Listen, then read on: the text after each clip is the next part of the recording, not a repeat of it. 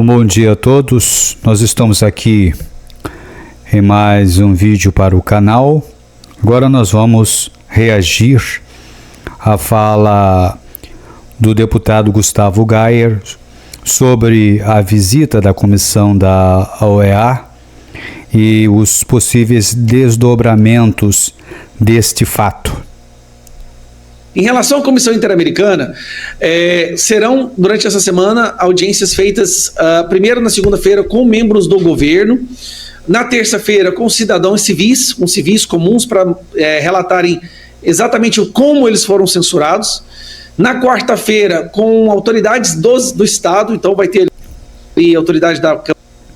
Nós vemos que, se realmente isso for levado a efeito, haverá, obviamente, algumas medidas que serão tomadas pela OEA para realmente trazer a verdade dos fatos.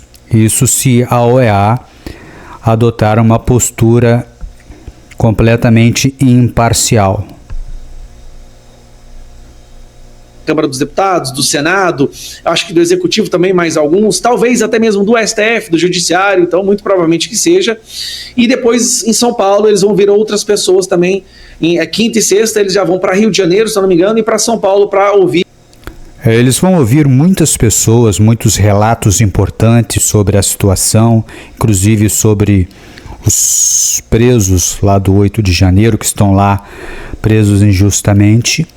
E isso, obviamente, como já disse, se for realmente uma equipe que leva as coisas a sério, isso, obviamente, terá repercussões. E ter audiência também com entidades, organizações não governamentais, associações e pessoas também, né, CPFs que foram censurados.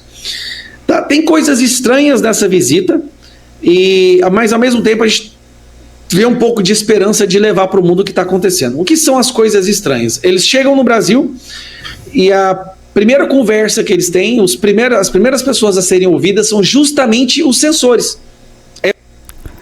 Isso aí que é realmente estranho, porque quem deveria ser ouvido são as pessoas que foram injustiçadas e censuradas em sua liberdade de expressão.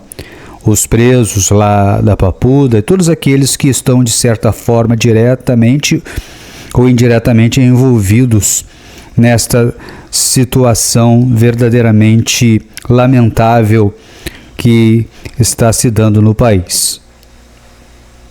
É o pessoal da AGU, é o pessoal do governo Lula, que eles vão sentar com eles amanhã. Então, isso já me causou estranheza, porque, afinal de contas, eu mesmo participei e ajudei a organizar 2 comitivas de deputados federais para ir até eles para fazer uma denúncia. Carla Zambelli foi umas 2 vezes, Paulo Figueiredo foi outras vezes, Paulo Faria, advogado do Daniel Silveira, também foi, os advogados dos prisioneiros do 8 de janeiro também foram. Então, assim, são centenas, se não milhares, de denúncias de censura no Brasil que chegou até as mãos do Pedro Vaca.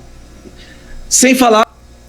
Esperamos que ele realmente atue de forma imparcial, não pendendo, obviamente, para as falas daqueles que são os algozes, daqueles que são responsáveis por todo este quadro de desordem normativa, desse quadro de desordem jurídica que se estabeleceu no país. Então, esperamos que o Pedro Vaca verdadeiramente ouça de uma forma imparcial e possa realmente chegar a uma conclusão que seja uma conclusão benéfica para todas as pessoas que foram injustiçadas, inclusive trazendo a anistia e a liberdade a estas pessoas.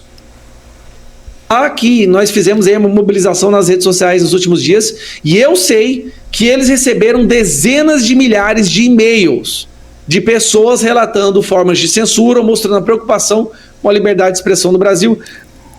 Observe que eles enviaram inúmeros e-mails para a OEA. E só agora, com a ascensão de Trump ao poder, é que eles vieram para averiguar em loco as denúncias que foram há muito tempo levadas ao órgão internacional. Vamos ver no que isso vai dar. Depois que nós divulgamos o e-mail deles e pedimos para que qualquer pessoa que tivesse sido censurada em algum momento, que ela entre em contato, que ela faça um e-mail relatando a sua história. Explodiu a caixa de e-mail da HELE, né, Relatoria Especial de Liberdade de Expressão, que através do e-mail que eles nos enviaram. Daí nós temos um contato com 2 assessores do Pedro Baca que nos passa algumas informações, nos ajuda a direcionar a escolha do relator a alguns casos específicos, como por exemplo a Carla Zambelli, que é uma deputada federal mais bem votada do Brasil, que foi cassada por causa das suas palavras que o Alexandre... E você vê a censura como está recrudescendo no país. A Constituição garante a completa liberdade de expressão aos que ocupam cargos públicos, né, como senadores, deputados federais e estaduais, mas isso não está sendo respeitado. E um exemplo disso é o cerceamento da Carla Zambelli, o cerceamento do senador Marcos Duval e por aí vai. de Moraes determinou que essas palavras são ilegais e criminosas. Nós temos 2 advogados dos prisioneiros do 8 de janeiro, o doutor Ezequiel e a doutora Carolina, que também, né, conseguiram uma audiência com o Pedro Baca. Eu consegui uma audiência com ele também, mas quando a gente recebeu essa confirmação dessa audiência, desse momento para poder relatar os casos, é em torno de 10 minutos para cada um. Os advogados conseguiram uma audiência com o representante da OEA e, obviamente, eles vão trazer às claras todo o cerceamento que os operadores do direito estão sofrendo junto aos seus clientes pelos ministros do Supremo Tribunal. Isso, obviamente, será trazido ali ao lume e esperamos que isso venha a trazer resultados satisfatórios. O problema é que ele só, como diz Gayer aqui, concede apenas 10 minutos para que as pessoas venham ali a externar as suas palavras. É muito pouco, deveria haver mais tempo para isso. Agora, sinceramente, 10 minutos não dá nem para começar a arranhar a superfície desse abismo que virou essa censura, essa estrutura de censura no Brasil. Então o que eu fiz? Eu gravei um vídeo hoje onde eu tentei resumir da forma mais coesa possível, gravei em inglês, mostrando assim, os casos mais gritantes de censura por conta do Alexandre de Moraes e essa ditadura do judiciário, e marquei o Pedro Baca, enviei o link para os assessores dele, mandei no e-mail dele também o documento, o PDF, com o link das manchetes dos principais casos de censura, e pedi para o pessoal no Twitter para marcar ele, marcar a Comissão Interamericana de Direitos Humanos, marcar o próprio Pedro Baca, o perfil pessoal dele. Eu espero que ele assista isso para ele entender. 10 minutos para cada um de nós, gente, não dá. Imagine o advogado Daniel Silveira tendo a chance de sentar lá e ele só tem 10 minutos para explicar o que aconteceu com o Daniel Silveira. 10 minutos é muito pouco tempo. Deveria ser pelo menos de meia hora a 1 hora para se relatar todos os acontecimentos, para se apresentar documentações e provas cabais da ingerência das autoridades do Supremo sobre a vida das pessoas. Ou a Carla Zambelli ter 10 minutos para explicar o que foi feito com ela, ou o advogado do Bolsonaro, que eu acredito também que a esse momento já deve ter conseguido uma audiência, até passei o contato do assessor do Pedro Baca para ele, não dá, 10 minutos, infelizmente, não dá para explicar o que está acontecendo. Mas nós conseguimos que eles viessem ao Brasil. Aí um dado que me chama a atenção. Eles costumam visitar muitos países, mas depois que Trump assumiu a presidência, o primeiro país que eles decidiram visitar foi o Brasil. Lógico, eles sabem que Trump ameaçou tirar recursos americanos da OEA, e agora eles vão ter que mostrar serviço. Logo depois que o Trump deu sinais de que iria cortar o repasse dos fundos para a OEA se eles não, mostrassem serviço, realmente fossem atrás e defendessem os direitos humanos dos países que ou são ditadura ou estão prestes a virar ou são uma espécie de semi-ditadura, como é o caso do Brasil. Então o Brasil é o primeiro país que eles decidem fazer essa visita, vão nos escutar, vão escutar algumas associações, estão recebendo inúmeros relatos nesses dias através dos e-mails que a gente está divulgando, e são muitos relatos, os assessores deles mesmos falam isso para a gente, e vão escutar também uma reunião com o advogado do Bolsonaro. Esse relatório, se esse relatório conter nem que seja 20% do que está acontecendo no Brasil, isso vai ser completamente desmoralizante para o STF. Verdadeiramente, se esse relatório for veiculado com tudo aquilo que foi falado, sem se retirar nenhum fato, ou se não houver nenhuma interpretação equivocada por parte dos representantes da OEA, isso vai causar uma repercussão bombástica em todo o mundo e, como diz Geyer, propiciando um cerceamento desse ir e vir dos ministros em suas palestras na Europa e nos Estados Unidos. Vamos acompanhar.